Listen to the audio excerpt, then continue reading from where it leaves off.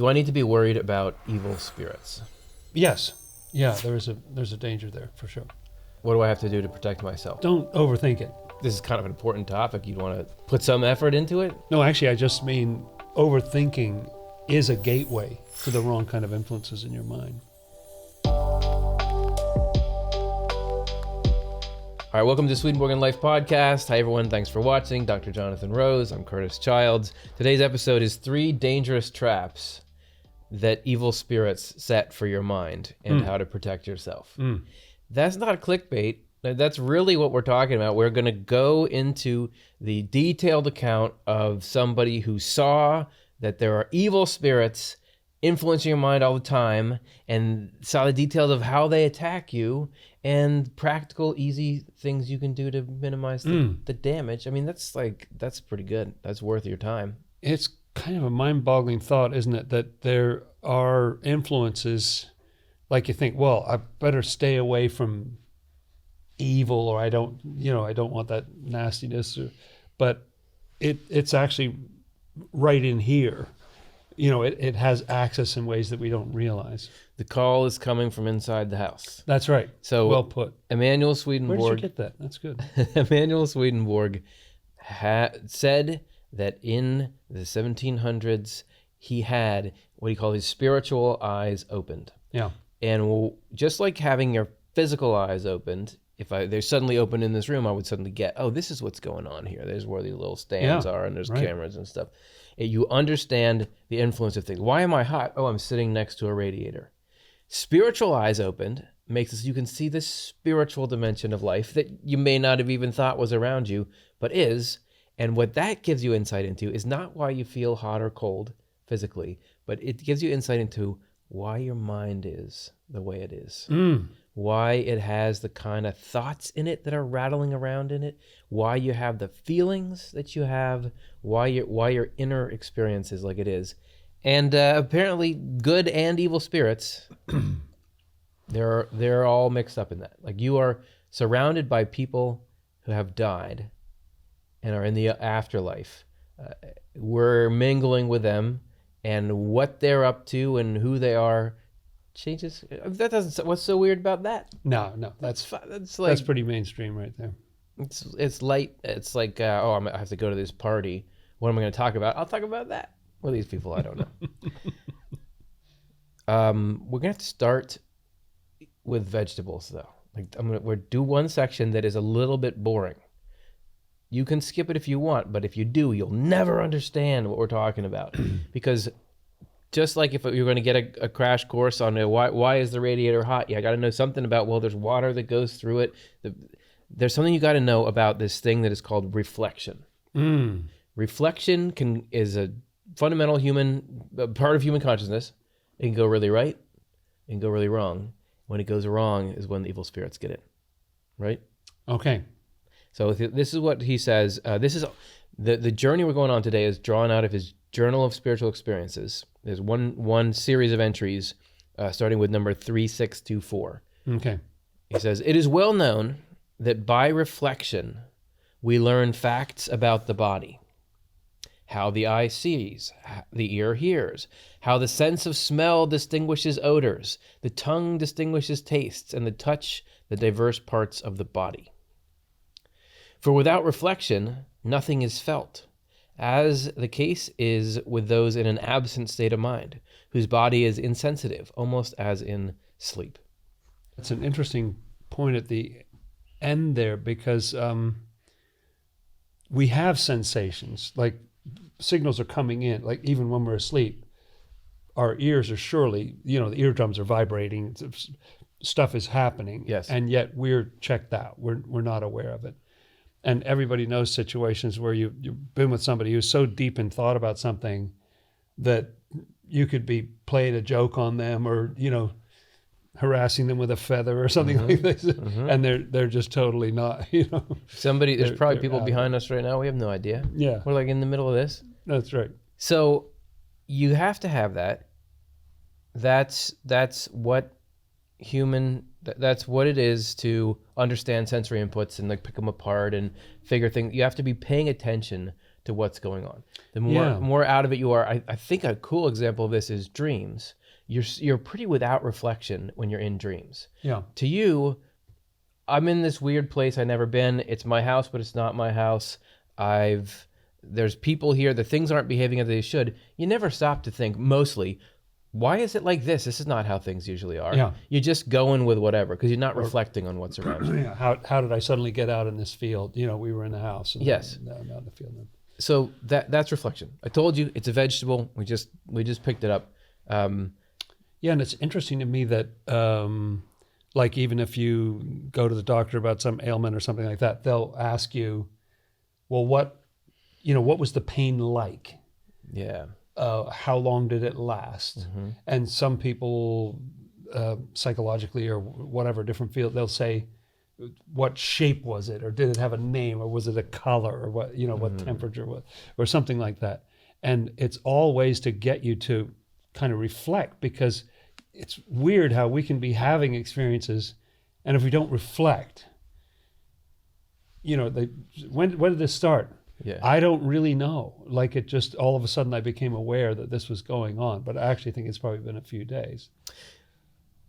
Moving on. So likewise, he says, and this is from a different part of his journal of spiritual experiences. This is elsewhere he's talking about reflection.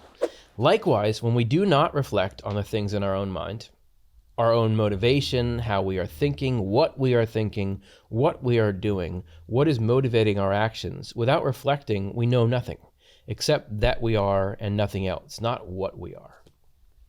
That we are. Yeah, so we sort of have that basic level of existence, like the dream state you were talking about. But what an interesting list of different things that you could be paying attention to. Yes. So what do you say? What we're thinking, but also how we're thinking, what we're doing, what is motivating our actions. What is motivating? It's like was Socrates the unexamined life, or Aristotle, the unexamined life is not worth living. And we have to do this section. So for our lawyers told us we don't really have that we had to do this, because otherwise people might watch this episode and think, you're telling me to just I'm not paying attention to my own life, and I'm just have to be in this sort of furious, tunnel-visioned escape from thinking about stuff too. You're telling me to live life in a way that's unmanageable. And no, that you can do this, but there is a reflection that goes beyond this reflection. And once you cross on, it's like if you got too much, if you're putting salt in your food, and it's like, oh, this food doesn't taste very good. That's a little better. That's really good. This is not good. I can't eat this. So that's how it is with reflection. And if you're reflecting enough to be able to live your life, and even being able to look at yourself and say, am I a jerk? Am I causing problems? I was just talking to somebody who was reflecting on his role at the company he's in, and he's like, oh, I just am realizing how I was buying into and causing these problems that I didn't even realize. And I'm sure all the coworkers are just like, thank you for doing that.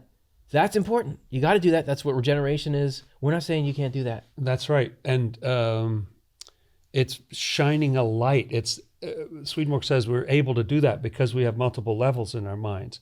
So there's a higher part of your mind that's, so to speak, that's able to look down on, not only are you able to look down, quote unquote, on your body and sort of notice, what am I feeling right now? Yep. Don't a lot of meditations start with, feel the weight of your body against the chair, the surface, or whoever invented that must be so rich, because I feel like every meditation's got that. They all start the royalties that are coming in. Your breathing. Feel the weight on the ground, man. They're getting so rich. Genius. On that.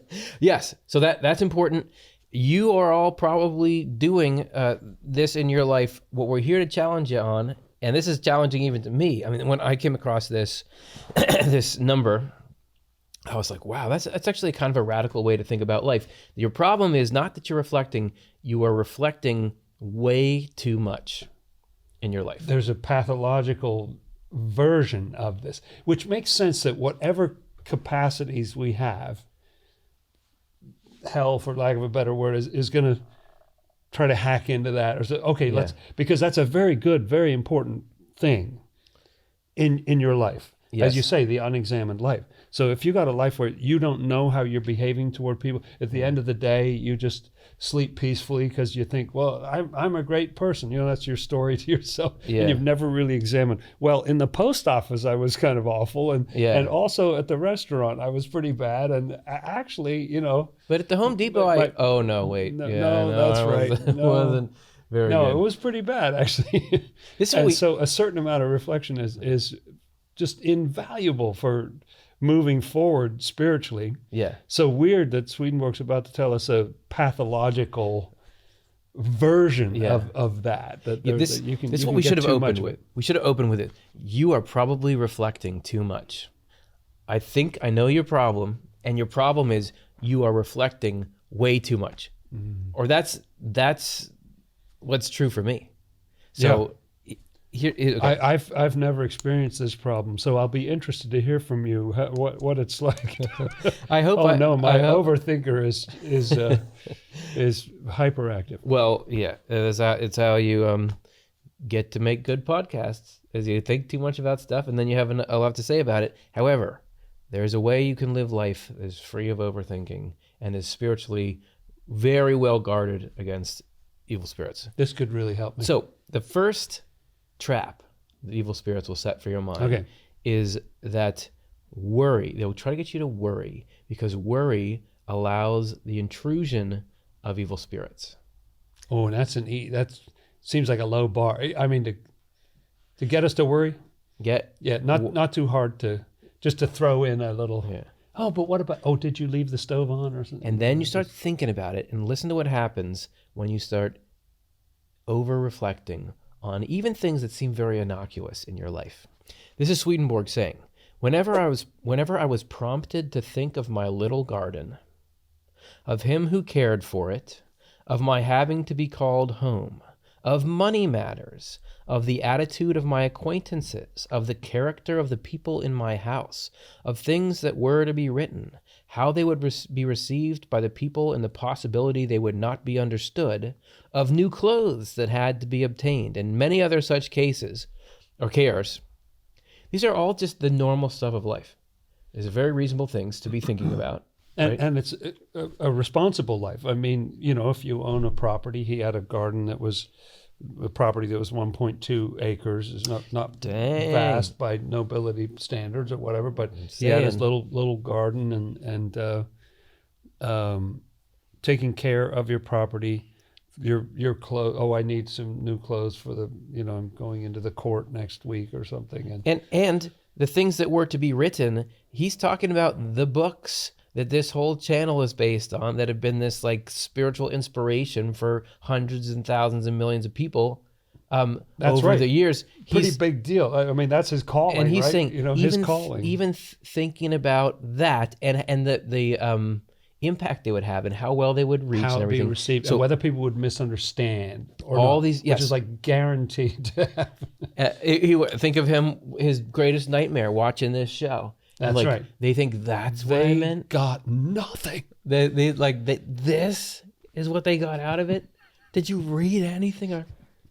So he's got all these things bundled up in his mind. The things you and I, you would have your modern versions of it. So all these things. So when he's thinking about those things, whenever I kept reflecting on them for a long time, spirits would straightaway throw in troublesome, worrisome, and evil things, together with supporting thoughts and desires.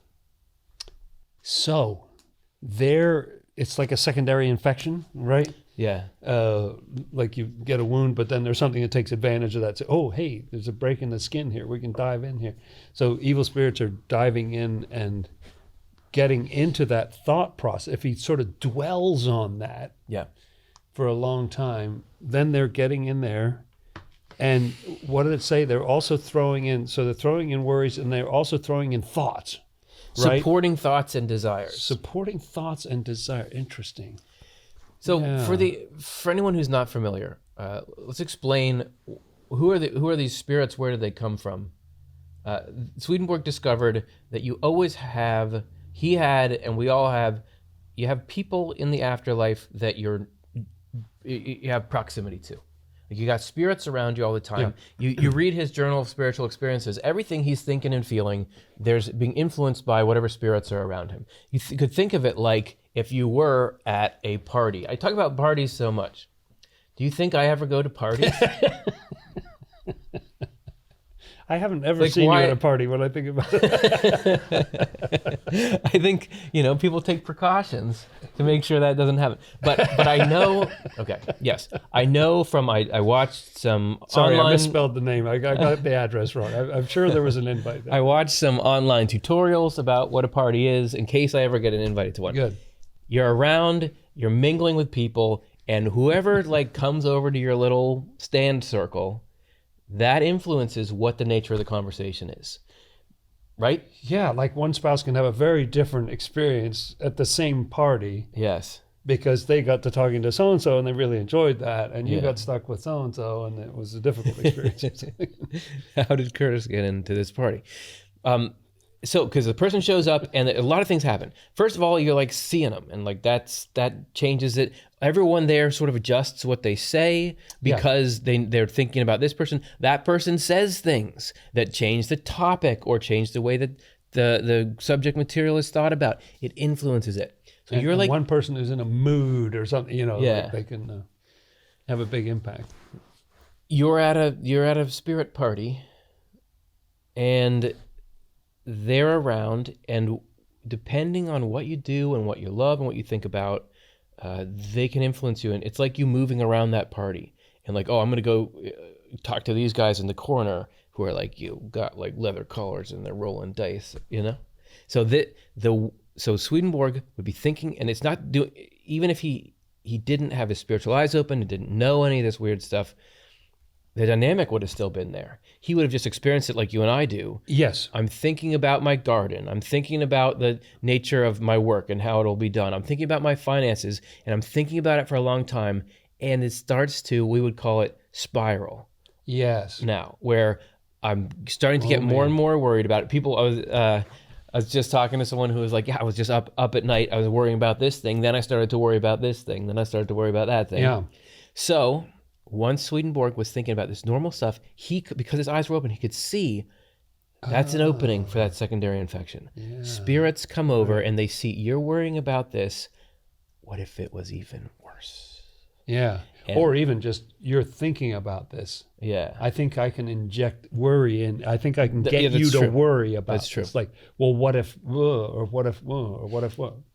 And supporting thoughts and desires. So you would suddenly, when you just take spirits out of the picture and you're just thinking about something and you start to, and then it starts to worry you, the act of worrying is like, oh, there's almost arguments that are presented to me in my head about why this should be worrying, and feeling like a little bit of panic or a little bit of fear. This is exactly how it works. So I'm never going to be able to find a cravat that goes with my, not in a million, with that elk skin coat, in a million years. So people will say, what are you doing hanging around Swedenborg stuff? It's so weird. You're talking about spirits in your mind. Look at the way the human mind works. Just think back on being a person and think about worrying about stuff and getting wrapped up in spiraling. Then it just so happens these writings from 250 years ago, where this guy is like, I saw the dark matter of light. I saw the hidden dimension that completes. Now we can understand the full picture of what it is to be a human being. Here's what goes on, and that matches the way the mind works and accounts for the mind's bizarre, unbridled, untamed nature, self-destructive nature. What purpose does it? Your own mind keeping you awake at night. Why would worrying about things that the worrying about them does not help you? Can I give you a weird example from my own life that I've just noticed? I thought the cravat. First of all, the background of this is that I read a book years ago, true story, about a flight that was over Florida, and that got into a holding pattern flying around Florida. But they didn't realize that one of the pilots had just nudged the thing out of the autopilot a little bit, so it was slightly going down, but you couldn't feel it. It was just going round and round. And so nobody did anything until they ran into a swamp and everybody died. And that created new FAA regulations where now that thing can't be just sort of nudged out. It just changed the way everything worked because this one terrible flight. Well, I've thought a lot about that analogy because the pilots, it was at night. Yeah. It was hard to see your frame of reference. It was at night. That's an important detail. So you're just going down, you're only like half a degree off a level, but that's enough to run you right into the swamp. And I've thought about that a lot in my own life, that there's a particular problem that I get when I'm dealing with technology, when I'm dealing with computers or something like that. There's just a particular kind of state that I can get into where I'm so focused on the goal. I want to achieve this. I need to print this. Or I need to get, I need to turn this into a PDF. I need to sign this and do whatever, scan this or something like that. There's a goal. And then I'm not aware of my emotional state. But I'm just like hammering at this thing. Like, okay, I'll try another way. And I'll try another way. And I'm spiraling down, but I don't feel it. Like if I'm out walking in nature or something like that, and I start to spiral down in my feelings or something, or somebody says something that offends me or whatever, I can feel it more. But the computer thing is sneaky, like it's only a half a degree, and I do that spiral thing, and then I'm in this. Then I hardly become aware, but I realize, when somebody says, well, how's it going? And I go, just like hell just comes pouring out of my mouth because I'm so frustrated about what's just happened with the computer. You've had some supporting thoughts and desires, worrisome and evil things thrown in there. They got thrown in. I was just trying to print something. So you might say, people might say, well, yeah, but you got to worry about things. This is how I live my life. He goes on to talk about worry is really my chief asset. Why actually he could tell that this stuff the spirits were introducing was bogus and unnecessary. Oh. He says, and I noticed that when I had not been in the thought of such things for months and years, I did not care about them at all, nor experience that they brought on any stress. These are reflections of thought by which the longer one is held in them, the more one is infested by evil spirits. Well, now that's a really interesting point because it can be so normal. On the other side, there was one time I was driving along in the car, and I all of a sudden felt something so weird. I didn't know why I was feeling this, and it took a while to realize, oh, I think this is peace. I think I'm feeling peace right now. And I had so not ever experienced that. I'd always been kind of in a low-level panic all the time or something. That it just was very strange. It reminded me of the Old Testament story where they go manna, which means, what is this? They find some bread and then we'll say, what is it? I don't even know what this is. It's good for you. Go ahead, eat it. So you can get so used to the madness that you don't know any different. It's very interesting to hear him say that he got into a state and he was able to reflect on it in a way that he'd gone for months or years without ever thinking about it, and he was fine. And part of the subtext to me is like, yes, and the bills got paid and he had enough clothing, everything went fine. Yes. It wasn't actually driven by the worry. The worry wasn't what allowed him to achieve these things. He was just in a different state. It's like, wow, it doesn't touch me right now. I'm feeling fine. Yeah. Isn't that fascinating that he's saying the worry is unnecessary. The worry is unnecessary. It's not helping. I started to build up this whole catalog on these different topics about my life, and I got worried and I was getting deep into them. If I just left that drama, if I left it all behind, as you said, everything did what it was supposed to do and I was fine. You need to go through your life without really getting too deep into worrying about that stuff, and then life will work itself out. That's a very bizarre way to think about life. Or is it? Does not Jesus Christ say, don't worry, look at the flowers in the ground, they don't worry? Isn't there this whole thing about how in the Bible the most common command from God by a long shot is don't be afraid? Yes, that's right. Like 42 times or something. Yeah. That's actually serious business. Yeah. Don't worry about it. And I think a good example for me is like I dabble in a little hypochondria here and there. Nice. Hypochondria nice. being just a hobby. Where you because I wouldn't say I'm a full blown, but I definitely have little tendencies where you think like you constantly, am I getting sick? What's going on here? Or this little thing. Feel that way? Like I have this little dot on my hand. Well, that's definitely going to fall off my hand. That is. And I've definitely been in states where you're just constantly scanning. How's everything feel in my body? What's going on with this? Thinking about it, worrying about it. Meanwhile, when I stop caring about that, months and days and years go by, things come up, they go away, everything's fine. That worrying actually makes you more likely to get sick. Yes, right. Because that's the great irony. Dampens your immune system. And also, I think this speaks to when Jesus is saying, I thought I had turned my watch thing on to airplane mode, but now I'm going to do that. We can keep that in. I think people would want to see me like stay cool under pressure. Like, a call's coming in. You handled that really, Bonk. Wow. Sorry, President of the United States. I'll call you back. I'm doing the podcast. So, what was we talking? We're talking about worrying about things. Oh, that you get so wrapped up. Because God is saying essentially, that's my job. You're stepping on my toes, worrying about your life. What really runs your life? Divine providence. Yeah. God is saying, I'm taking care of your life. Let me do my job.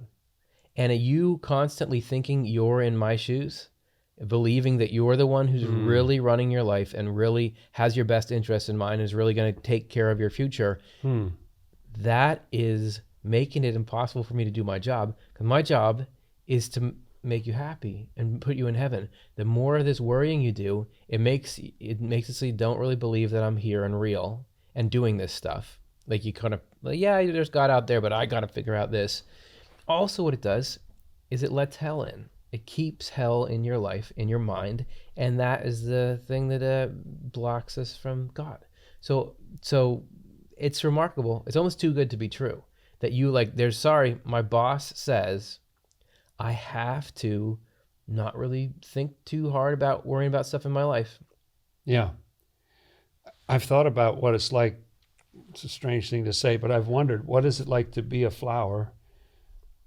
I can imagine you are a beautiful flower. Being anxious as a flower because first of all, something comes over that wants to cut you. Well, here's my big defense for that. Like they can't do Bring anything. out the big guns. Yeah. They can't do anything about it. You're just blown around by the wind and everything, and you're absolutely reliant on the sun. You don't know whether it's going to come back tomorrow, and nerve-wracking. And yet you look at the flower and you think, look at that happy little flower. Oh, it's just, its face beaming and yeah. It's not that you don't. We're not saying abandon effort in your life. In fact, I would hazard a guess that he would say that when you're using all that energy to worry, that's actually when energy that could be spent on something like, hey, what do I care about? What's my goal in life? What would I like to see happen in the world? What's my prayer for the world? Yeah. How do I feel about people and think about people you love or things like that? When you're obsessing, you're not spending time on that stuff. And yet that's the stuff, some of that can actually move your life forward because you're aligning with heaven. You're caring about the things that heaven cares about, and they'll help you out and take care of the rest. Led by self versus led by the Lord. That's it. Swedenborg is putting quite a lot of effort into trying to make this distinction. He says there's two ways you can live life. One is where you're led by self, and one is where you're led by the Lord. And being led by the Lord is heaven itself and its happiness. The two could look very similar externally. Yeah. If your neighbor's led by self or led by the Lord, you're not going to see a big difference in how they are, but how they feel and what the quality of their life is like is totally different. Swedenborg, all these things that he talked about in here, and you alluded to this before, he was a very high functioning person. Yeah. He was definitely, he got all the suits that he needed to go to all the functions. He was dining with dignitaries all the time. He was at social events and things. And planning travel, which back in those days was even worse than it is now, which is hard to fathom. Worse than Delta? It would take. I'm just kidding. Everyone makes fun of Delta or Spirit or something, but right. I want to be cool. It would take months to get from one part of Europe to another part of Europe, and you'd really have to plan that whole thing out. And then how are you going to get money when you're at that next location? You don't just go to an ATM and food, all those things. What's the winter going to be like in England? Do I have enough clothing for it? I've never been there before. Wow. And at the same time, doing the writing of the books that he was writing, which is extremely laborious, long days, cross-referencing. Like it's not like he said that what God is asking you to do is live a very minimalist life where you don't really do much so that you don't have to worry, and that's how it goes. He was living that super high performing life, but doing it in a way where I think if you got into the mechanics of it, and when I see little bits of success in myself living this lifestyle, being led by the Lord is like if I was going to do this podcast with you right now, I wouldn't, when I was leading up to it, I wouldn't really, if I get these things, like, am I going to know what to say? I would say, well, I'm just going to go forward and do it. And then know that when we get into this spot and we're talking right now, ideas are going to come up, thoughts are going to come up. That's right. We're going to do it. I'm going to go say, like, or with other projects, I'm going to go and do these things. I'm not going to dwell on it too much. And whatever the results are, I'm going to say, okay, that's divine providence. So I'll keep going. And you keep trying your hardest, but what you're not doing is worrying or second guessing the role of God in leading the whole thing. This really gets to the yoke is easy and the burden light, which is a beautiful idea, but also a scripture that to some extent has driven me crazy because, like, what light? It doesn't feel light to me. It doesn't feel like this light. Easy and light, know. But I'm starting to get the idea from what we're reading here that there is another state on the menu that you can get into where these things kind of flow, for lack of a better word. And it's not that you're passive. You're more active. As you say, Swedenborg was part of the government. It was just a very intense, a lot of fighting back and forth in the government, extreme disagreement about that's stuff. How it was back then. It's not like that. Not anymore. It's hard for people to understand what it was like back then. Yeah. Well, savages. So there is a yoke is easy and a burden is light, which is being led by the Lord. There is yoke is heavy and the burden is heavy, which is being led by self. And the part of the reason it is being led by self is, we could have a whole show on that, but if I had to do some summarizing, it would be that you're fundamentally led by self-centered and materialistic desires. Yes. But you're also being led by the belief that you're the ultimate intelligence in your life. Yeah. That you are the one, like that the quality of your life rests on your ability to make decisions, strategize, that you're the CEO of your life. And that's, to all appearances, that's there. Yes. The revelation, what Swedenborg and Jesus Christ and are saying is, even though it seems like that, that's not how it is. There's me, God, who you can't see me with your physical eyes, but you can learn about me and you can start to get to know me in various diffuse ways throughout life. If you can come to the point to believe that I'm leading your life, because I am, according to Swedenborg, every single detail.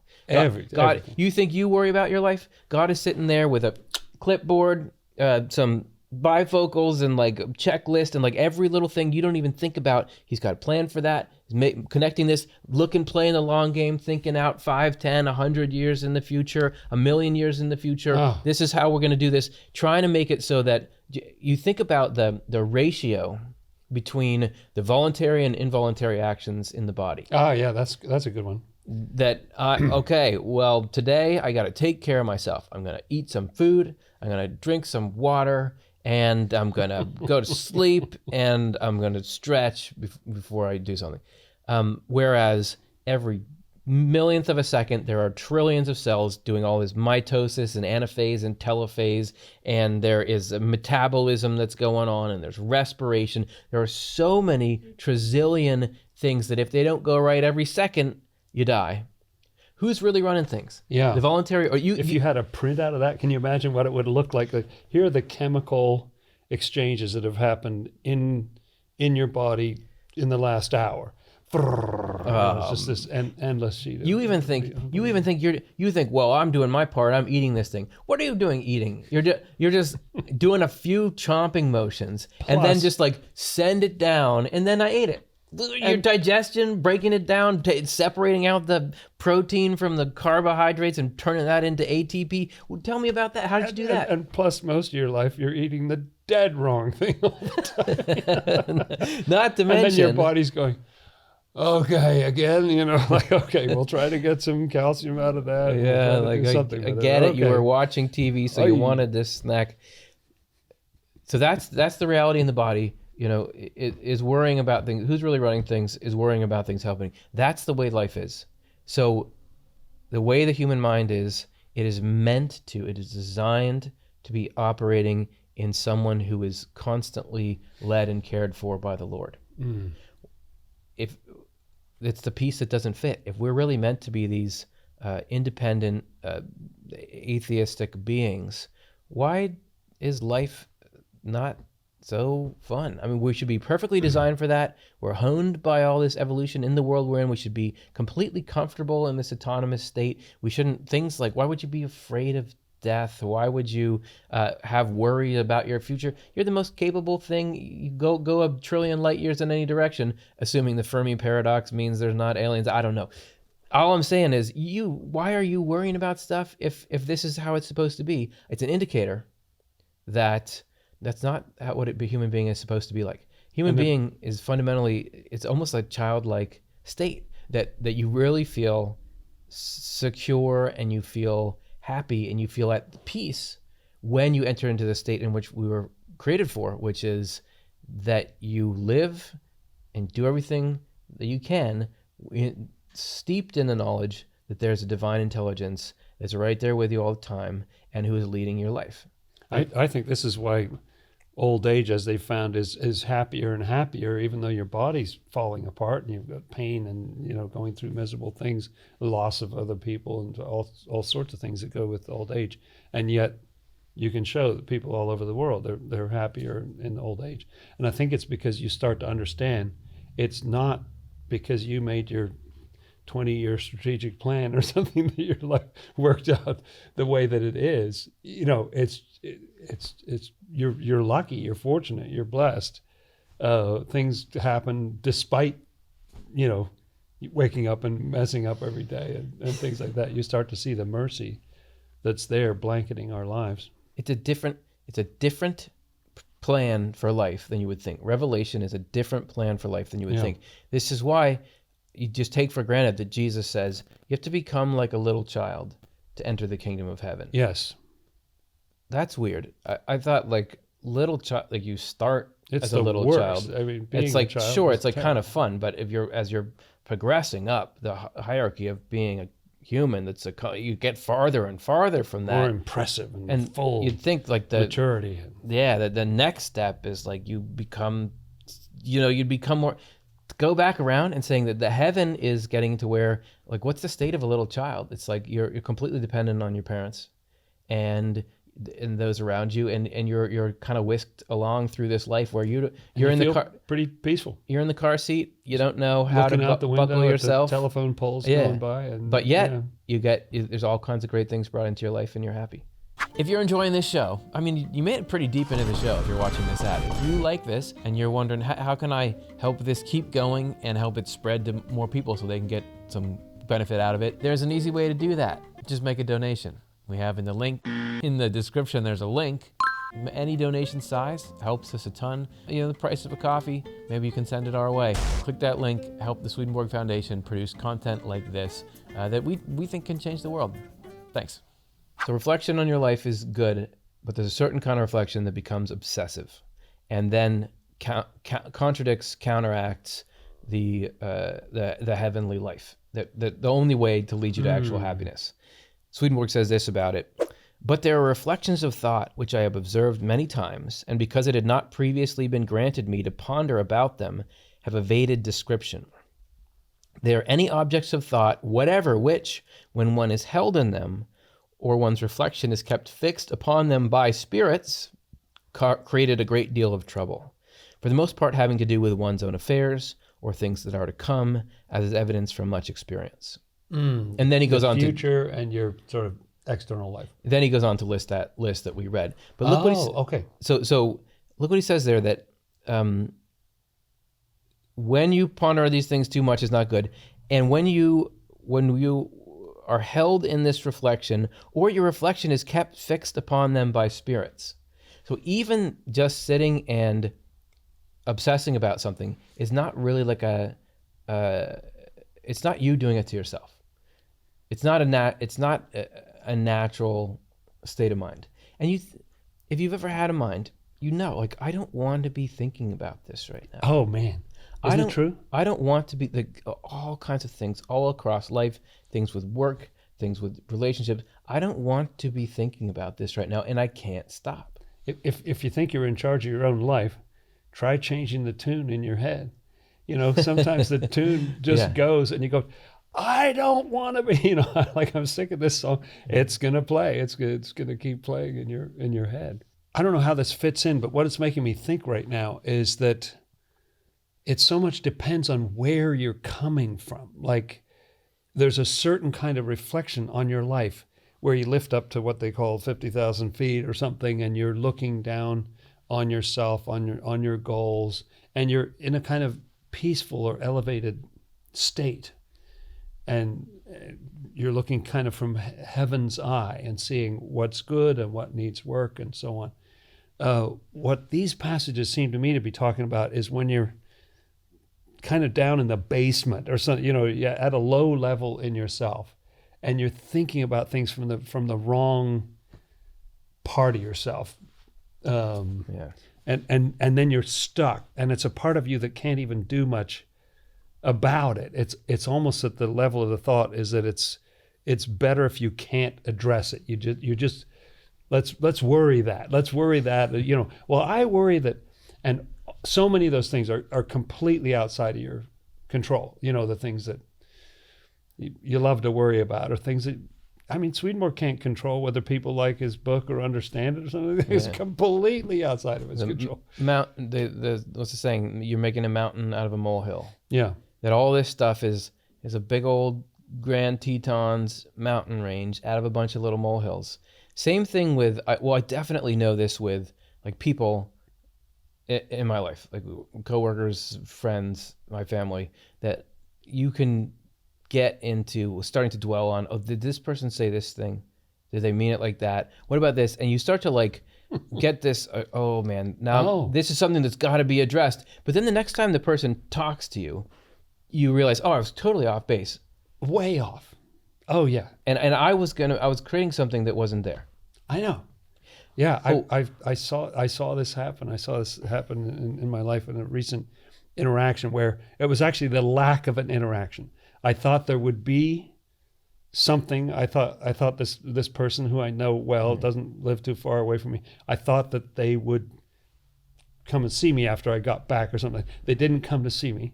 Yep. You know, and a couple of months roll by, and I've got a whole thing going on they're probably mad about this, or it's probably that. That's probably what it is. It's probably that thing. Yeah. They're upset about that. But I don't know what to do about it. What can I do? Should I do to say that there's something that on and on and on? And then I bump into them one day, and they're just like full of love. It's like so happy to see me. Yes. It's like, oh my gosh, what a waste of time to just go through this drama in my head. That's and you risk complicating and doing damage to the relationship.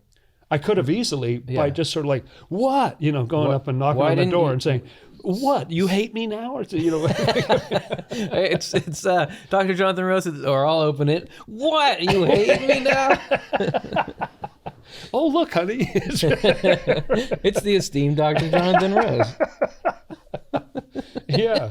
And yet, you can get in trouble that way in relationships with people. So I just want to comment on, you said a 50,000 foot view of life. Yeah.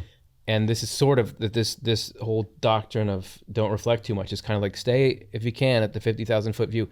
Whenever I am in an airplane and I'm looking down onto the ground, everywhere we go over, I'm like, that would be the greatest place to live. That'd be the greatest place to be in. They're all so beautiful. It looks so, look at that beautiful landscape. I can't even imagine what, but when you're on the ground, it's like, oh, this just looks like everywhere else. This is not that great. Oh, this is too, Yeah, when I was recently hiking up in some mountains near Tucson, and you got this whole view of the valley of Tucson. It's just gorgeous, and you're up there. It's all peaceful. It's like, wow, everything's just working the way it should work. And you're not aware that like there's all these people who are fighting with each other, or they're mad about something, or whatever crime is going on, or whatever. Yep.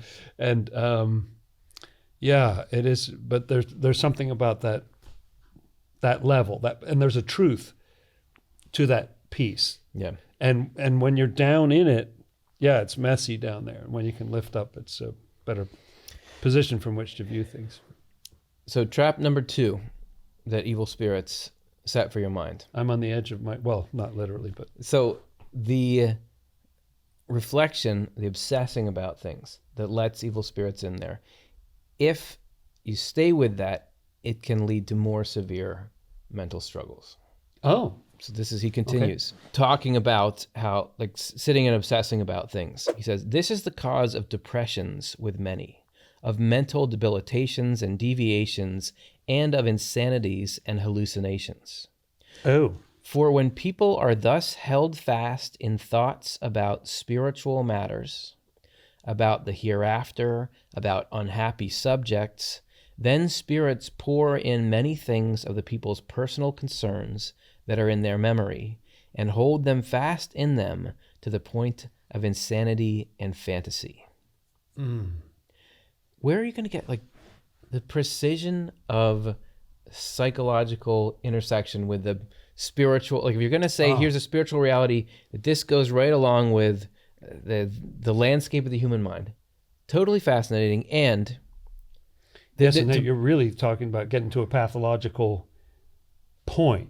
We've seen people in that state. We've sometimes been people in that state, but where you're just almost, blithering on and on about whatever it is, because you can't let it go. You can't keep quiet about it or something like that. You're completely consumed. And it's spirits. This is what when you see Jesus in the New Testament, it's so beautiful to me that he can see that's not you, Yeah. You just got a legion of evil spirits are wrapped all around your head. I can help you with that.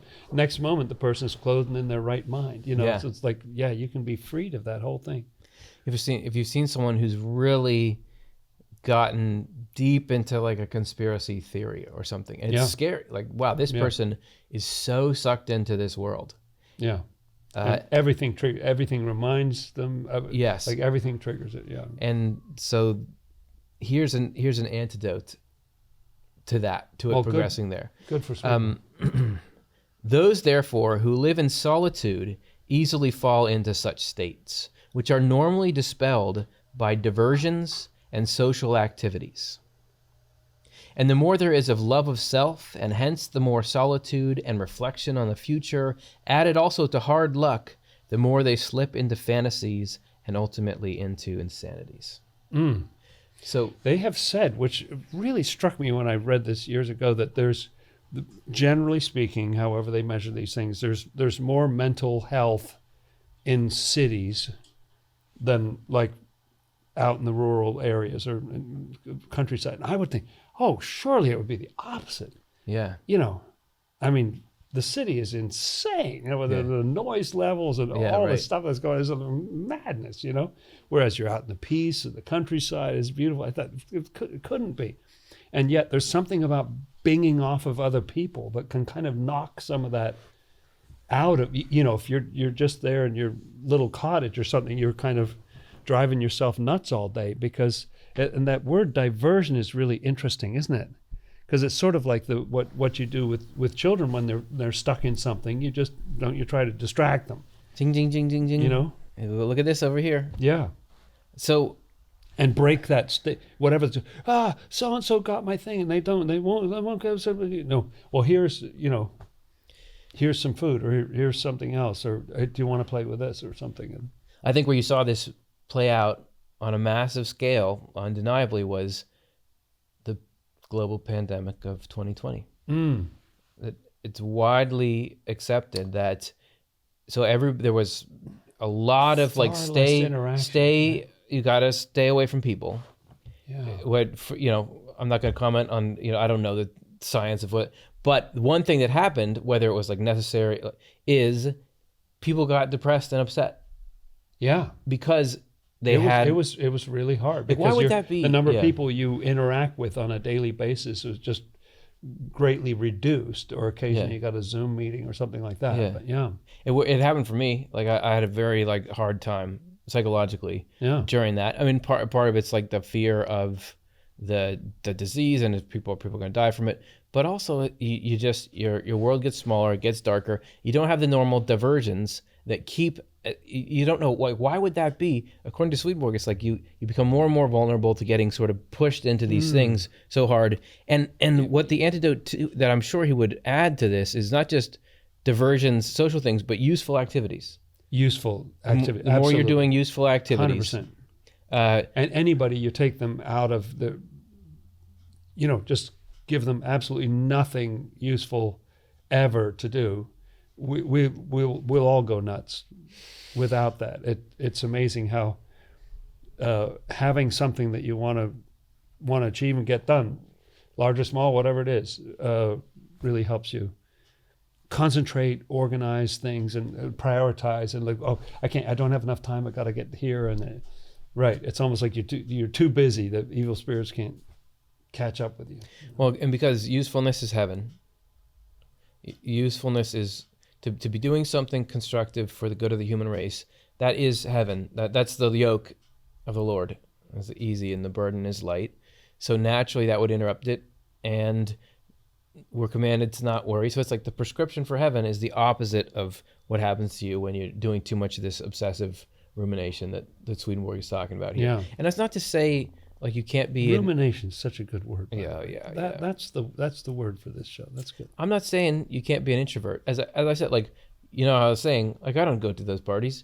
Part of the reason I don't like to, I don't really want, like, I want to stay home.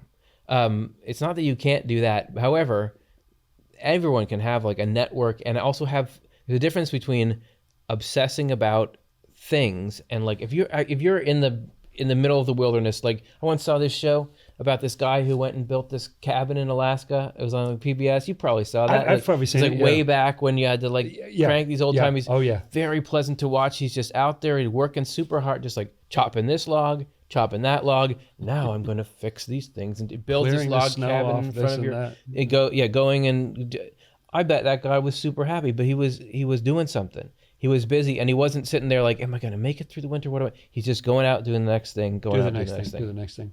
I find that so much. That's one of the techniques that helps me in life, is just the idea of do something. If I'm sitting there spinning my wheels, it doesn't really matter what it is. It can be the simplest kind of activity, but if you just, okay, trash needs to go out, or recycling, or whatever it is, it can get you unlocked from that, where you're thinking about something else, and it breaks that state. Okay, the third trap that evil spirits set for your mind is they will try to trap you in false convictions, false conclusions. He goes on Spiritual Experiences 3626. Some are so far misled by spirits, meaning spirits affecting your own mind, that they cannot return into truths, but have let their fantasies take root so deeply that whenever they fall into those thoughts, they are entirely immersed in them. So they cannot thereafter be dispelled by means of diversions, but remain in the convictions that things are such, or that they are so. Causes of this kind, when they appear before the world, are called obvious insanities. For from that kind of insanity or fantasy they do not allow themselves to be brought back, though they are apparently sane in other respects. Really interesting, and they don't allow themselves. So diversions don't work anymore. And it's not that they're just sort of carried away, by some tide of thought coming in from the other world, but they're actually like, no, I love this. Is me. I love this. I'm all in. I don't want to be diverted from this. I don't want to be relieved of it. I'm good. It's funny. Look at this last line. It says, "Many are insane in this manner, but there are many who do not openly appear insane." So isn't that another statement from a person who can see behind the scenes? Because Swedenborg was still functioning in this world, had friends, he's going out socially and so on, and yet he can see what's going on behind the scenes. So he sees what the quality of thought and feeling are in these other people that he's with. And then, wow, I always thought so-and-so was really a rational person, but I see that what goes on in his head is like, you would not believe what he's sitting there thinking about. This is the progression. When the noise stops for a second, you know. It's the progression. And he says that you have a lot of us, and I would say all of us to varying degrees, we're very functional. We have certain places we're crazy in. Like you're crazy in this place. I mean, you are locked in and unable to extricate yourself. I think now you would talk about your neural pathways are set. Yes. In this area. Yeah. That this is where hell is trying to get you. Is we're going to get you stuck in something that's not true. So much so that you can't see what's really going on in life. That's the end result of too much obsessing and ruminating about things. Or that's not that will progress in every person like that, but what I mean is there's two great broad pathways in life. One pathway is I'm in charge of everything and I'm going to try to really carry the weight of existence on my own shoulders. And the other is I'm going to try to develop more and more my trust in the providence of God. I guess if you said it without thinking about God, you just say things will turn out how they turn out. Yeah. Trust the process. Right. Trust the process. Which are sort of like the secular ways of acknowledging the truth that really comes from God. Something bigger. Because how could you say things are going to turn out how they turn out? They might turn out horrible, but there's an implicit trust that there's a fundamental good in the universe. Yeah. So there's these two broad pathways. In the long run kind of thing. The rumination, obsession, when not for a use. Because I was just thinking, you could think very hard about, I have to solve this engineering problem, so I got to do this, and you can work very hard on that. But when you're just ruminating about like, well, what's going to go on for me? Is this going to work? Is that not going to work? Ultimately, it leads to more and more constriction. It doesn't lead to happiness. It doesn't lead to breakthroughs. It doesn't lead to, now I'm in masterful control of my life. Worry just leads to more and more worry. Whereas going after the belief in God or God's providence over life leads to more and more, I'm pretty chill about this stuff. I get the sense from that third category, because the second category was already pretty stiff. The first one is like neurotic or something. The second one's psychotic. Now we've even gone into a farther state, it seems like. Swedenborg talks about seeing people, and he got to see almost everybody he ever knew in his life, and those who had passed on before he did, he got to see how things worked out after they died. And he sees people who were just like some person who he mentions who was just a pretty low-level servant in a big household type of thing, who honestly believed that he was kind of in control of everything, just had this insanely exaggerated opinion. of where he fit into the whole scheme of things, and it was permanent. Like that was his identity. That's what he had really. He took that with him after death. It wasn't just like a mental illness or some physical condition that you can get over. That was his passion. He loved that, and just right off the rails. And so, and Swedenborg has certain passages that warn you against and urge us, interestingly, to reflect, but to reflect in a healthy way on what goes on in your thinking. Because if you've got these crazy spirals, like in your downtime, if you're just always just thinking about hurting people or a certain, act of revenge or plotting something, and you can't leave it alone. Like this is it's insane, even though there are things holding you back from doing it. He says that's not, I think people think, well, my own thought space is, it's just my own business. I mean, it doesn't hurt anybody. I'm just having this thought in my own, spare time. I can do what I want. But Swedenborg says, no, that stuff is dangerous. If you're jumping in without, like we said, sometimes you can't help what you think. But if you're jumping in without restraint, the more time you spend in these rabbit holes, the more entangled and enmeshed you become, and the more you can't realize that it's false. The harder it gets to realize that it's false. Yeah. And the more that you're in there without the belief, the more you go in those rabbit holes, there's never like God in there, meaning you're not ever thinking about the idea that God runs the universe. It's always like, oh, these people have hurt me in this way, or this thing is like this. It's always this picture without, you're never at the 50,000-foot view. It's kind of a dystopian view for one thing, right? Fear-mongered, like constriction of reality. And the antidote to that is like, just don't, what do they say online? Touch grass. Go touch grass. People will say you're getting too online. I think maybe they used to say that 10 years ago or something. I don't know how far behind the times I am, but I like this. So you can get like the internet. A lot of it is sort of like these rabbit holes personified. Wow. You get into your feed and there's, it's tailored by the algorithm to now just feature things that reinforce what your obsession with this, and you get in there further, and you're just like, oh my gosh, this is really real, and everyone around me is saying it because you're in this little thing, and people who are a little bit removed from that and see you getting so hyper, even other people that are online will comment like, go touch grass. What that means is go outside, do something different from this. Yeah. You're getting so wrapped up in this world. Yeah, that's right. Touch grass is the Swedenborg is saying, look, I had these rabbit holes myself. I went and I thought about the how my garden was going to be doing. I'm assuming like he's away somewhere else and he's thinking back about his garden. I was like, what's going on? The character of my ground is my groundskeeper ripping me off while I'm not there? Is he going through things? When I publish this book later this year, is it going to work or is it not going to work? All these things to him were causing anxiety. He had the privilege or the blessing or the advantage of being able to see, when I'm doing this, I can see when these spirits start to reinforce, hold my thoughts on it, and how they're piling in and trying to pull me more into hell with it. And I've got this miserable, dark life I'm living. And then when I just say, all right, you know what? I'm not going to worry about it. God's going to do whatever he wants. And I'm just going to not think about stuff. I'm going to do other things. I'm just going to act rather than ruminate.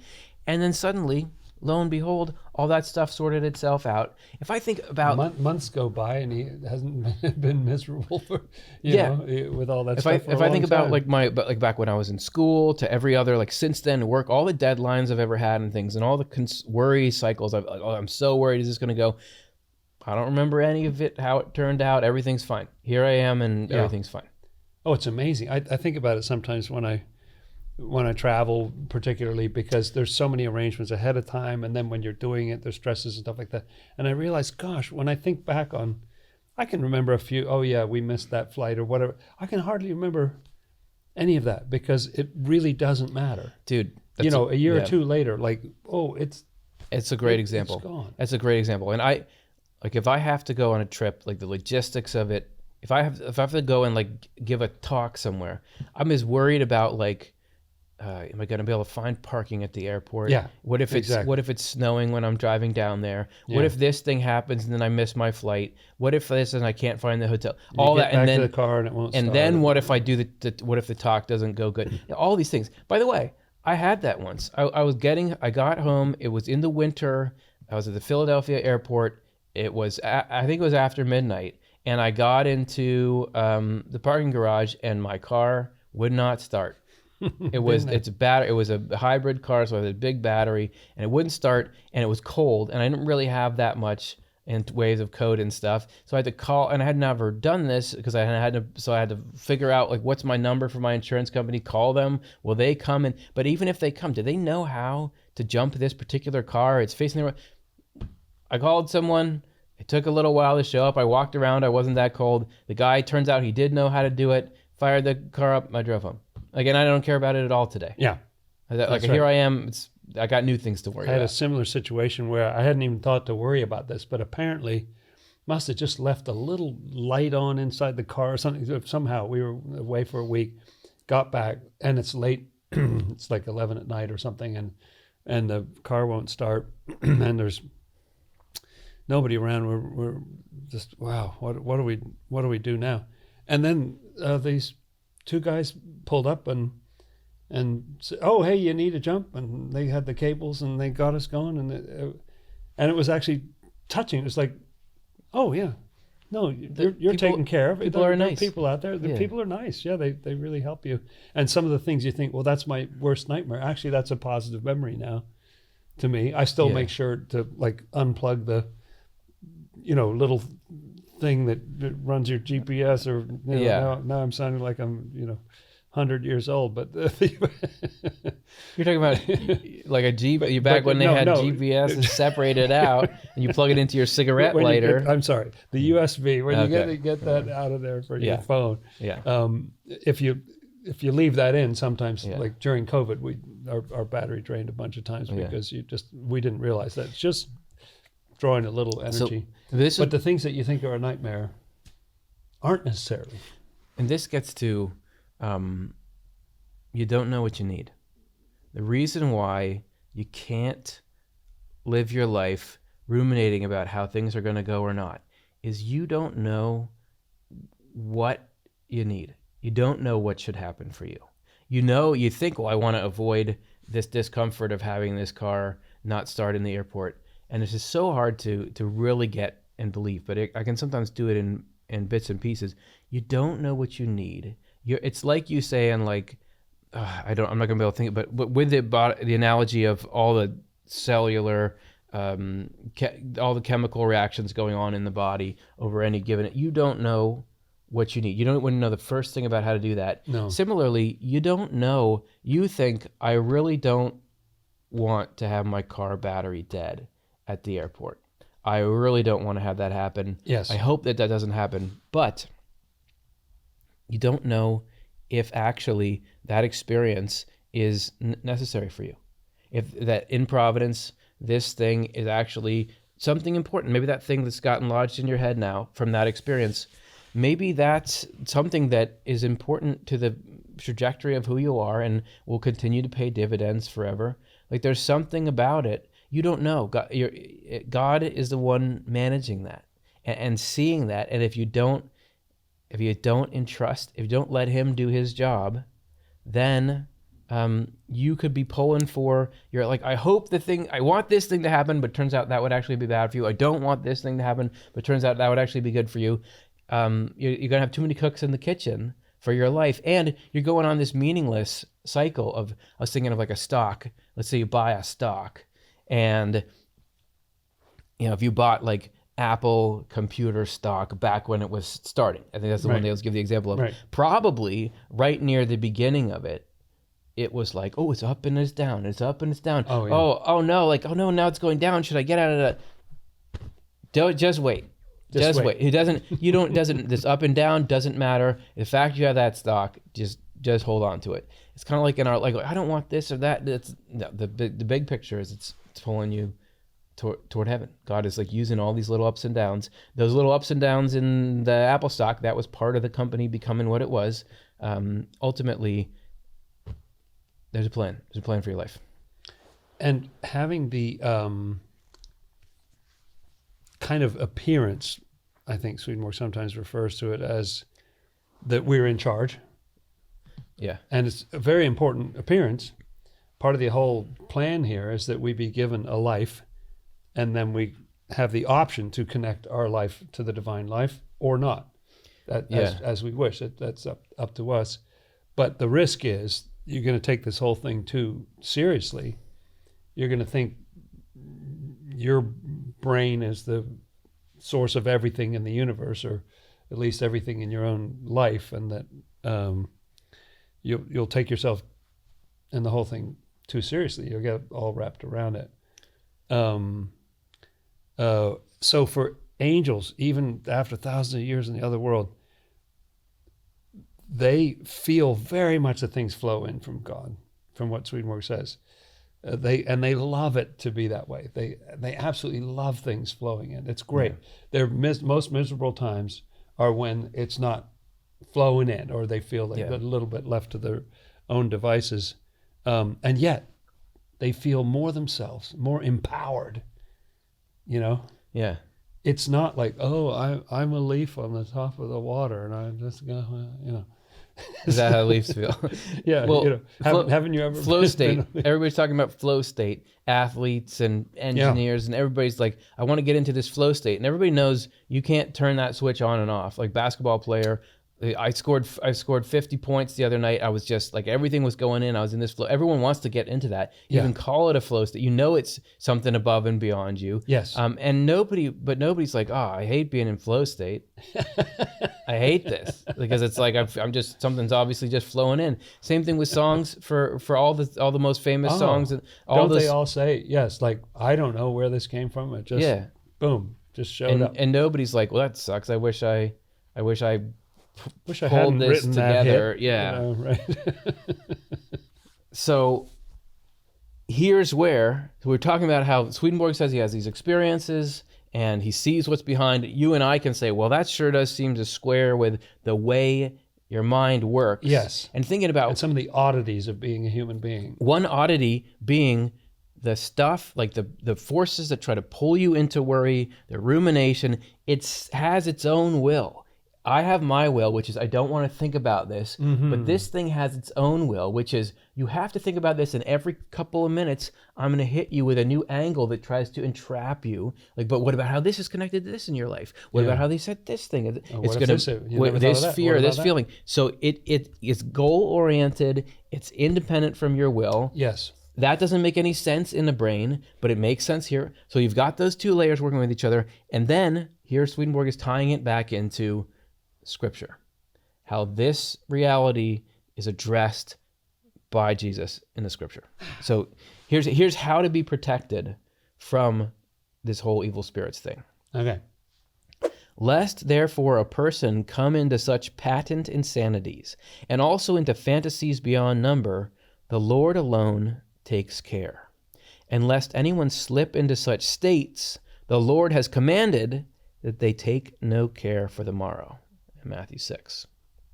For taking care for the morrow is just what such reflections of thought mean. So it's that famous passage that we were quoting. Right. Not just like the lilies of the field and all those different examples he gives. Yes. You think of, well, Jesus, I guess, the 10 Commandments, and Jesus expounds on it. You shall not kill. That's a command. You know what another command is? Don't take care for the morrow. Yeah. Don't do it. Don't worry for your life. And that's what he's saying. This is what it means. It is fundamentally the belief that I'm in charge of things. Don't do that. Instead, go and act. You can go and act. You have to do it with the belief that God is going to take care of things. And guess what? 99 out of 100, or maybe 100 out of 100 times, you will go through and see the Lord did take care of it. Yeah. I tell you, like so many times I have something coming up. I like to use the example of I have to go give a talk somewhere, and I'm like, I don't want to do this. You always go. It always happens fine in the moment, and then you're done. Yeah. The Lord shows up, does what he does. And when I've looked back on the really the worst, sort of most catastrophic things that have happened in my life, and there've definitely been some big ones. Right now, this podcast, present exception. But I can't see it yet about this podcast, but how are we going to get out of this one? I can see in retrospect of the disasters of the past. No, and I don't mean to make. I know you're talking about something. No, this is very funny, but the I can see how. No, I can see the hand of God in it. Just I can see the goodness. Yeah. That came out of it, and it doesn't mean that what happened wasn't tragic, because it was, and so on. But I can see that, and that it gives me a lot of peace, and it makes me feel more and more as I go along that, oh no, I think, because even now, because I can still get into that worry thing or whatever, but it's like, hey, there's a lot of things that have worked out, and even the worst things, or things that I thought were the worst things at the time, had a goodness. There was a development that came out of it. There's blessings in there. Yeah. That are significant. This is great. It's well said. It's not like I do this all the time, not worry about things. I worry about things all the time. That's very hard. My entire life, I've been a very worry-oriented person. What I love about this is it gives me permission to try to not, because if you don't have it straight out, a command out of the mouth of God that this is how you're supposed, that this is the best way to live, there'll be a million supporting arguments in your head about, you've got to keep worrying about this, you've got to stay in this. So this doesn't, obviously I've been over this, I've seen this, my life still has worries in it, but the exciting thing is, that you're allowed to try that. Yeah. You're allowed to try that, and that is actually gonna work. That's exciting. That makes me feel happy to think that there's a command not to do that. And he goes on here, they who have or incline to such worries can never be withdrawn from them except by faith in the Lord. Those who have faith are liberated by the Lord, however much they are infested by such things coming from spirits, and this in countless ways, both from without and from within. So it doesn't matter how deeply you're trapped into anything he's talking about here. You can get out. The way to get out is faith in the Lord. But what does that mean? That can sound like sort of a hollow or a phrase that I don't get. Faith in the Lord. What does that even mean? Yeah. But I think as we've been alluding to faith in the Lord is, I am going to cling to and act on and support in my mind the principle that God is going to take care of this situation. And God is going to actually take care of all of those situations. And providence is going to use them for good. Only that idea can get you out of this. No other idea in the matrix of ideas that can enter a human mind that can get you out of this. Yeah.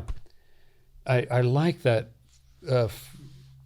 idea about faith in the Lord. In other words, it's an interesting use of the word faith, because it's not just a mere thought, or it's not just a belief system. It's actual trust. I was just thinking that word, trust. Yeah. That it's so it's not just I believe in you. I think it's starting to trust because you've seen it. You've seen other situations. I've had a similar thing with myself with performing and so forth, and I realized just like it works out. It does work out. Something kicks in. It's good. Always something good happens, and so that nervous part ahead of time, it's like just talk to it a little bit. Say, yeah. Well, think about regular trust and how you develop that in things and with people around that you can see. That would be cool to trust God fully. But how do you do that? I think about when my daughter was little and she wanted to do trust fall. Do you know trust falls? That's where, if anyone's not familiar, it's where somebody's just decides, I'm just gonna tip over backwards, and there's people who are gonna catch them. And the idea is like, if you do it right, you stay all the way straight. And then so your body's like, oh no, I'm going to hit the ground, but you know these people are going to catch you before you hit the ground, unless they're really mean friends. But with my daughter, she was really little, and so she couldn't help, like she'd start to fall back, but then she'd curl up. Yeah. I guess I don't know if that's a great example in terms of building actual trust, but you can't really build that trust if you don't let go. Like if you don't let go of the thing and actually do it. So and you don't try it. I've thought about an analogy of somebody saying, like somebody who's young and just getting started as a driver or something like that, and saying, well, I can drive you. And you say, and they say, well, trust me, I'm a good driver. I can't trust somebody on the basis of them saying, trust me, I'm a good driver. Yeah. But if I get in the car and then we see, okay, yeah, no, I feel comfortable. You are good. You're aware of everything that's going on around there. It's just by actual experience, right? And repeated experience that you start to get, no, I see that this experience is reliable. So how do you get in the car with the Lord? I want to trust the Lord. You think that I don't want that? And I'm not just saying that I would say I trust the Lord, but I'm saying literally, as I approach a situation, I believe in the unseen power of God to take care of this, that God is doing all this stuff. How do you get in the car with the Lord? The only way is to say, this worry that I'm holding on to because it concerns outcomes in my life, I am going to give you, like I'm going to say, I'm not trying to micromanage that because I trust that the Lord is going to do it. Whether I trust that he's going to give me the right inspiration in the moment to deal with it, whether I trust he'll bring it to my attention when it needs to be brought, or that long term, however it goes, to actually say, I have a choice about how I approach the situation. I can think about it, ruminate on it, worry about it, or I can say, that's up to the Lord, and actually trust him with it. That's how you get in the car. That's how you straighten out. And through that, and bringing these, maybe you start with little things and then bring bigger things. I think that's how you actually begin to believe in the existence, the real existence of the Lord's power. That's right. Yeah. That's right. Because it's so subtle. It's like gravity. It's sort of hard to see in a way if you didn't know that force existed. It's just, oh, this is just the way things are. But when you realize, oh no, these things keep going in a good direction, or in a long. I'll give you another example. That when I was younger, I had a very definite career path in mind, and wanted to be a music performer. I am so glad it didn't work out. At the time, I was frustrated because I tried it and I was touring and everything, but it just wasn't for me. I didn't love it, and then I was kind of confused because wait, this is my dream, Yeah. And what the Lord had in mind was so much better than. I've realized that that dream would have been terrible. Like I would have gone to hell if I got what I wanted. Yeah. And instead it's been so much better. But starting to trust that kind of thing, that, oh, there is something higher than my own will, and that it's actually better for me than what I think I want. And I keep going back to the analogy in this conversation of children, but especially really young children. You can see that they're adamant that they, I want this. This will be good. I want to eat that. I don't want to eat that. I want to eat this. Yes. I want to do it right now. I want to, so on and so forth. And as a parent, you can see, I have a different perspective, that you're going to be nuts in half an hour if you eat that right now without anything else in your stomach or what, you're going to be bouncing off the walls. Yeah. Not going to be good for you, not going to be good for me. You're going to have a meltdown. All this stuff is going to happen. And it's to get to the point where we trust that divine parent who's just quietly distracting us or pulling things away, those diversions that we were talking about. And getting us out of those loops where you're just fixated. It's such an interesting teaching. Because that's such a human phenomenon. So we're all familiar with that state. Yeah. And yet whoever said, hey,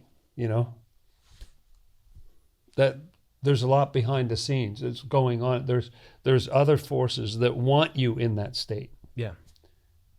And so watch out for that one, because it can go to a very, very bad place. Well, no, it gives me the context and the clarity to say, well, I really need to kick this worrying habit.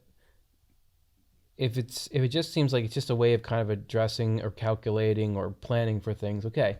But if you see that this is actually, there's this whole spiritual dynamic, this thing leads to trouble. This thing goes directly against the big plan, which is live the life as God, as the architect of everything has recommended. Like you use the product as directed. Then that gives me extra fuel or determination to say, well, this is really, I really need to not do that. The best way, if you're feeling like, well, I can't even start down that path, start to keep some statistics. This hopefully wouldn't be too ruminating, but your mind, it will constantly predict dire things. Yes, it will. Absolutely. Take it to task a little bit. Because what it will do, and I think that Swedenborg would say, what these spiritual forces will do, that are trying, their intent and aim, they show up in you, but they're not you. Their intent and aim is to get you into this state of miserable, caged in worry. Misery loves company. What they will do is you worry and worry and worry about this thing, and then it doesn't turn out like they said it would. Yeah.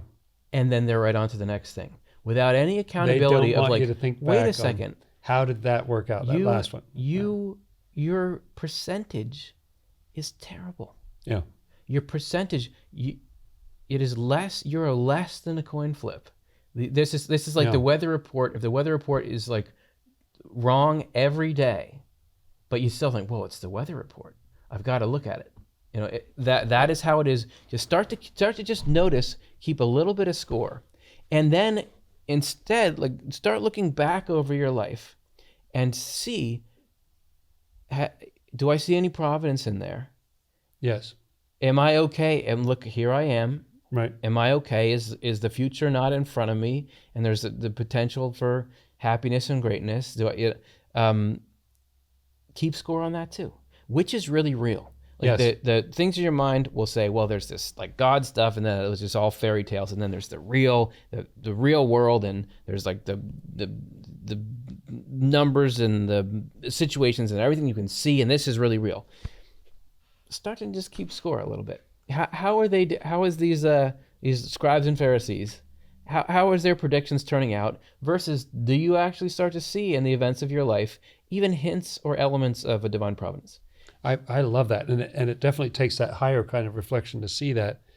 There have been times in my life, where there was particularly when I was building up on this, you study for a whole year to take this PhD, these PhD written exams, and then this oral exam. And so you're studying for a whole year. During that entire year, my mind, my thoughts were just obsessed with this idea that I was gonna fail. And I would get mental images of myself at the exam, and just this horrible kind of screeching violin music is playing. There's no real content. It just, I'm in that exam, This is the worst I've ever seen. That's the professor. The worst I've ever seen. How did he get in here? Right. A fraud. He's a fraud. These are the other students. A fraud. Put it on his permanent record, a judge. And when I actually got there, first of all, it was a good spiritual process, because I got clear about, hey, if the test is not in front of me right now, then I'm worrying about something that has less reality than my current here and now. I would even take my finger and say, can you point to it? Yeah. Is it the breakfast food that's cooking right there? No, it's not. Is the test in front of me right now? No, it's not in front of me. Where is it? Okay, so why not think about breakfast right now, and we'll let that take care of itself. And I did a lot of praying when I took my exam, and I would take a little time to just pray and get centered and everything. I did great on the exam. Like, it all went really, really well. And so they yell at me for a year about the test. they don't say anything about the actual disaster, like people dying and, seriously. They don't know the future. Like, it took me a while to realize, you guys don't know. Right. You're making it up. It's above your pay grade to even know what's happening in the future. You don't know anything. You just show me, you make up a little movie, you put the horrible violin track on it, you just play it over and over again in my head, but you don't actually have the information. And I bet after you took that test and did well, there were no worries for like a year after that, right? They just left it like, oh, shoot, what we were in here doing, us, your worrying thoughts, we were trying to help you make sure you're prepared for your test. That's the only reason we're in here. It's just, you've got to be prudent about this. That's all we are, just your honest thoughts just doing helping. This. We're just helping. Really, without us, I don't think you'd pass, frankly. I don't think you would have passed without us. It's because the test matters and all that stuff. I bet you that the day of that you got the results back, they were worrying about something else. They're on to the next thing. But that's how it is in me. And there's never a reflection. It's sort of like the evening news, where it's always the impending disaster. Yeah. They seldom go back and say, actually, we got a lot of rain last week, and now the water table is a lot better than no, it's on to the next. Well, what's the next disaster? So I would close by saying, unless the Lord builds the house, they labor in vain and build it.